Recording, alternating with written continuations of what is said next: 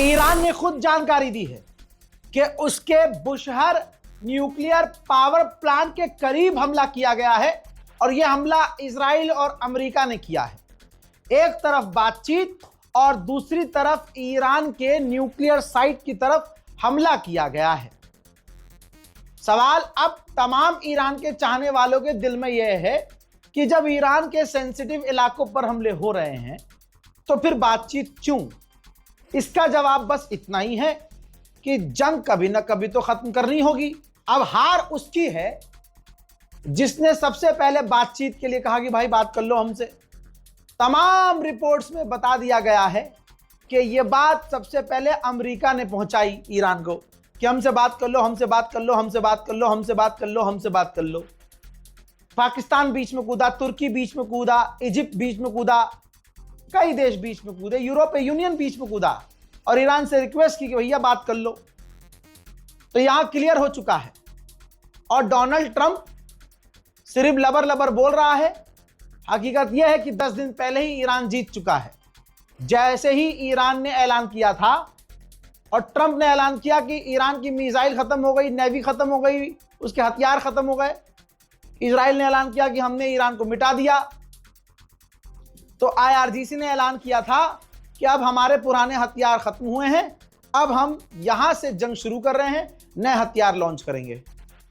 जब नए हथियारों से हमला शुरू हुआ और मिसाइलें दनादन दनादन दनादन दनादन तेल अवीव में गिरने लगी, तब अमेरिका इजराइल को एहसास हुआ कि नहीं, हमारी प्रेडिक्शन एक बार फिर से गलत साबित, हमारी ताकत फिर से गलत साबित हुई। तो तुरंत प्रेशर बना ट्रंप पर पूरी दुनिया का कि भाई बातचीत करो, बातचीत करो, तो मामला यह हुआ कि ट्रंप ने कहा कि जल्दी से बातचीत कर लेते हैं, इससे पहले कि स्ट्रेट ऑफ हॉर्मुज बंद है, उधर ईरान लाल सागर भी ना बंद कर दे। ये आपको वो मैंने बता दिया है जो इस पूरी जंग की हकीकत है। ठीक, अब दोस्तों बुशहर पर हमला हो रहा है, ईरान बात कर रहा है, अमेरिका कह रहा है कि हम बात कर रहे हैं और बहुत अच्छी बात चल रही है, तो फिर ईरान पर हमला क्यों किया जा रहा है? ईरान ने बता दिया है, खुद बताया ईरान ने। दूसरी तरफ ईरान भी चुप नहीं है। ईरान अगर बात कर भी रहा है और ईरान पर हमले हो भी रहे हैं तो ईरान जवाबी कार्रवाई भी कर रहा है। सुबह सुबह का एक CCTV फुटेज देखिए, तेल अवीव का है। ईरान ने ऐसी मिसाइल दागी कि इजराइल के इलाके में कार के ऊपर जाकर मिसाइल गिरी और कार ऐसे उड़कर जमीन पे आई जैसे कागज की कार हो।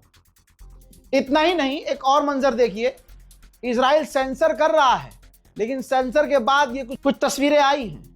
ये तेल अवीव है भाई साहब, तेल अवीव। सोचिए, यही वजह है कि अमेरिका इजराइल जो कभी नहीं चाहते थे कि सीज फायर हो, वो पूरी तरह से ईरान को गज्जा बनाना चाहते थे। ये देखो क्या बना दिया है इजराइल का। ये ईरान के हमलों का असर है कि जो उसके पॉश इलाके हैं जहां पर हर चौक पे एयर डिफेंस सिस्टम लगे रहते हैं, वो एयर डिफेंस सिस्टम भी ईरान की मिसाइलों को नहीं रोक पाए। और इलाकों का हाल क्या किया है, सिविलियन साइट्स का हाल क्या किया है, आप देखिए। बड़ी बड़ी इमारतें तबाह हो गई, आवाम बंकर में थी, बाहर निकल के अपने घर देख रही है, तबाही देख रही है और फिर नेतन्याहू गाली बक रही है। मंजर देखना चाहते हैं तो और देख लीजिए।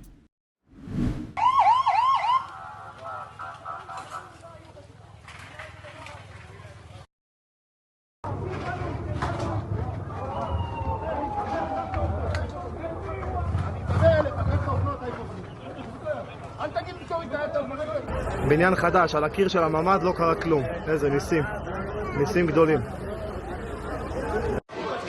עכשיו נפל פה בפתח תקווה, פה ליד הבית שלי. הרב אבי, תראה, בדיוק עברתי עם האוטו, תראה איזה נזק. עכשיו פתאום באו אנשים, לפני שנייה הייתי פה לבד. אתה רואה פה עלה מעל הזה, נחת הזה. השרידים כנראה. שבר את כל העצים, כל הזה, תראה הכל פה. תראה את העץ פה. תראה את הזכוכיות שם למעלה. אתה לא מאמין, עברתי פה שנייה אחרי עברתי פה עם האוטו. उधर जब से डोनाल्ड ट्रंप बयान दे रहा था, कल रात को, बीती रात 10-11 बजे करीब बयान आ रहा था भारतीय वक्त के मुताबिक, उधर ट्रंप जीत का ऐलान कर रहा था और इधर ईरान इजराइल पर क्लस्टर मिसाइल दाग रहा था। देखें, זה מצער, וואי, תראו.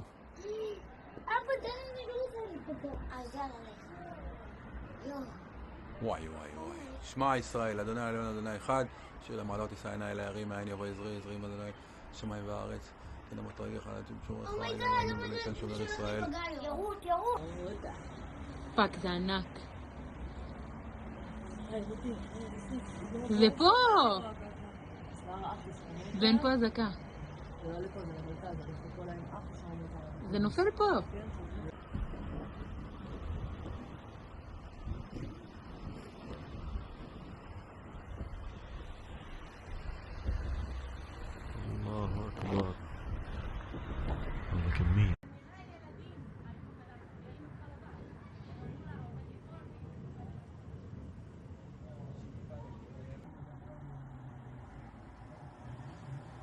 וואלה חברים, מתפצל. תיזהרו.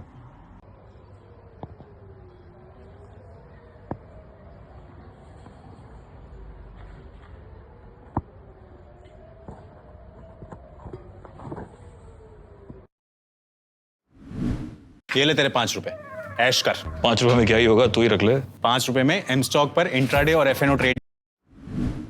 दोस्तों, आपको बहुत बड़ा अपडेट इस वीडियो में दे रहा हूं। जिसने इस वीडियो को पूरा देख लिया वो सारा खेल समझ जाएगा कि अब क्या होने वाला है। डोनाल्ड ट्रंप का प्लान यह है कि सबसे पहले 1 महीने के लिए जंग बंद की जाए। 1 महीने के लिए। अच्छा, यह हबड़ तबड़ में क्यों है अमेरिका? क्योंकि नुकसान हो रहा है बहुत तगड़ा और ग्लोबल लेवल पर प्रेशर बना हुआ है अमेरिका पर, ट्रंप पर, कि जंग तुमने शुरू करी, तुम ही सॉल्यूशन निकालो, तुरंत जंग बंद करो। इजराइल भी राजी है कि हाँ, थोड़ा मुझे सांस लेने का मौका मिल जाएगा, मुझे अपने एयर डिफेंस सिस्टम ठीक करने का मौका मिल जाएगा। अमेरिका भी सोच रहा है कि मिडिल ईस्ट में अपने एयर डिफेंस सिस्टम सही कर लें और 1 महीने तक बातचीत भी चलती रहेगी ताकि आगे फिर कंटिन्यू बात हो। तो इस दौरान दोनों देशों ने शर्तें रखी हैं, जिनमें अमेरिका ने ईरान के आगे 15 पॉइंट रखे हैं, जिसमें ईरान से मांग की है कि आप न्यूक्लियर बनाने का प्लान छोड़ दो, आपका जो एनरिच यूरेनियम है वो हमें दे दो, आप अपनी मिसाइलों को बनाना बंद कर दो, मिसाइल प्रोग्राम बंद कर दो, और मिसाइल अगर बनाओगे तो एक लिमिटेड किलोमीटर के हिसाब से बनाओ, बहुत कम दूरी की, और अलग अलग तरह की मिसाइल नहीं बनाओगे, और अपने ये प्रॉक्सी जो आपके साथी हैं ये ग्रुप खत्म कर दो, ग्रुप को सपोर्ट करना बंद कर दो। ये ईरान से ट्रंप की मांग है। और साथ में अमेरिका कह रहा है, डर देखिए कितनी फटी पड़ी है, कह रहा है मिसाइल का पहले आप इस्तेमाल नहीं करोगे, पहले आप हमला नहीं करोगे, जबकि ईरान कभी भी पहले हमला नहीं करता है।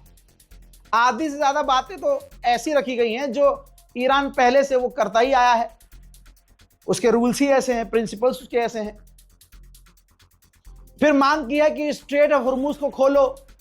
आ गया औकात पे गुलाबी सुअर, तुम तो कह रहे थे तुम्हारी नेवी खुलवाएगी, ताकत के जोर से खुलवाएंगे, 48 घंटे में ये कर देंगे, अब क्या हुआ? चूसना पड़ गया लॉलीपॉप। तो अमेरिका ने मांग रखी है, शर्त में यह है कि स्ट्रेट ऑफ हॉर्मूज ईरान खोले। अब यहां पर कहानी फंसी है कि ईरान भी कुछ शर्तें रख चुका है और अमेरिका कह रहा है कि हम शर्तों को रिव्यू कर रहे हैं, और ज्यादातर शर्तें ईरान की अमेरिका भी मानेगा, क्योंकि अमेरिका के ऊपर अभी भी ईरान भारी है, अभी भी भारी है। बातचीत चल रही हो, कुछ भी हो, लेकिन ईरान भारी पड़ रहा है। उधर अगला अपडेट यह है कि इराक अमेरिका और ईरान के एम्बेसडर को समन करने वाला है, दोनों से लड़ाई करने वाला है, शिकायत करने वाला है कि आप दोनों की जंग में हमें क्यों बजाया जा रहा है, हमारे यहाँ मिसाइलें क्यों गिरी गई हैं, हमारे यहाँ ड्रोन्स आपके क्यों आए हैं। फॉरेन पॉलिसी, इंटरनेशनल मीडिया है, बहुत बड़ा मीडिया है, लिखता है कि ईरान की सबसे बड़ी ताकत, सबसे बड़ी जीत उसकी जियोग्राफी है। जिस हिसाब से अल्लाह ने उसे बनाया है दोस्तों, अब विदेशी मीडिया लिख रहा है कि जीत इसलिए है क्योंकि उसकी जियोग्राफी ऐसी है, उसकी बनावट ऐसी है ईरान की जमीन की, बड़े बड़े पहाड़, ऊंचे नीचे पहाड़, लंबा रेगिस्तान, जिस पर घुसना, जिस पर कूदना, जिसके अंदर घुसपैठ करना दुश्मन के लिए नामुमकिन है। पूरी दुनिया में तेल के दामों में सबसे ज्यादा उछाल कहां आया है, देख लीजिए। सबसे ज्यादा फर्क पड़ा है ऑस्ट्रेलिया पर। ऑस्ट्रेलिया में 32% दाम तेल के बढ़े, पाकिस्तान में 25%, तीसरे नंबर पर अमेरिका में सबसे ज्यादा दाम बढ़े 24%, साउथ कोरिया, जर्मनी, उसके बाद China, Sri Lanka, UK, Malaysia, Brazil, Bhutan, Indonesia, Japan, इन सब पर झटका लगा है। और इस रिपोर्ट को शेयर अब कर देना। दोस्तों, अरबों को मौका मिल गया है अपने आका को खुलकर आका बोलने का, और वो काम यूएई ने शुरू कर दिया है। सभी जानते हैं, मैंने एक जुमला बहुत पहले बोला था कि यूएई इस इलाके का दूसरा इजराइल है। यूएई ने सूडान में आतंकवादियों को पैसा देकर वहां पर नरसंहार मुसलमानों को करवाया। यह रिपोर्ट सारी दुनिया जानती है। यूएई ने यमन के 2 टुकड़े करने की कोशिश की तो सऊदी अरब बीच में कूदा और सऊदी अरब ने यमन के टुकड़े होने से बचाया। इसी वजह से सऊदी अरब और यूएई के बीच ऐसा मामला हो गया था इस जंग से पहले कि दोनों एक दूसरे से नफरत कर रहे थे, हमला करने वाले थे। यहां तक कि सऊदी अरब के विदेश मंत्री, सऊदी अरब के नेता कह रहे थे कि इजराइल का दूसरा अगर कोई सगा भाई है तो वो ये है, यूएई। यूएई हमारी ताकत को कम करने के लिए ये सब कर रहा है। लेकिन जब ईरान, इजराइल और अमेरिका की लड़ाई हुई तो ये सारे सुअर की जात एक हो गए ईरान के खिलाफ। यजीद भाई भाई, समझो ना, यजीद शिम्र भाई भाई, सब एक हो गए। आज यूएई का पुलिस चीफ क्या कह रहा है आपकी स्क्रीन पर है, अपनी आंखों से पढ़ लो मुसलमानों। यूएई का पुलिस चीफ कह रहा है, ओ अरब के जमीन पर रहने वाले लोगों, आप अपनी आंखों से देखो, इजराइल से करीब हो जाओ, उससे बेहतर हमारे लिए कोई नहीं है। समझे दोस्तों?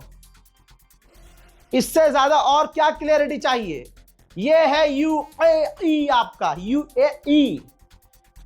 असलियत सामने आ गई है। इजराइल का पेशाब पी लेंगे लेकिन ईरान का साथ नहीं देंगे। दोस्तों, सऊदी अरब जो ईरान पर हमला करने की 4 दिन से धमकी दे रहा था, मोहम्मद बिन सलमान को नंगा तुम्हारे भाई ने किया।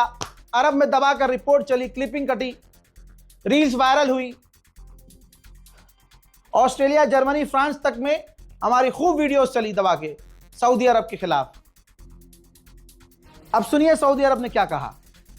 सऊदी अरब पर जब दुनिया की नजर गई और ईरान के स्टेट मीडिया ने भी ये देखना और दिखाना शुरू किया और ईरान के ऑफिशियल्स तक ये बात पहुंची कि सऊदी अरब ये कह रहा है हमला करेगा अमेरिका के साथ, मुझ पर मारेगा, मुझको मारेगा।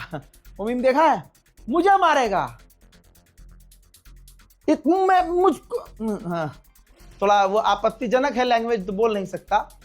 तो भाई सऊदी अरब की सरकार तुम्हारे ठंडी पड़ी, स्टेटमेंट जारी किया। अखबारों में, मीडिया में जो ये खबर चलाई जा रही है कि हम ईरान से नफरत करते हैं, ईरान पर हमला करेंगे, ईरान पर अटैक करेंगे, ये सब झूठी खबर है। वल्लाहु आलम। यही तो है अरब, बातें बड़ी बड़ी और सामने देख ली जुल्फकार तो फटी फटी।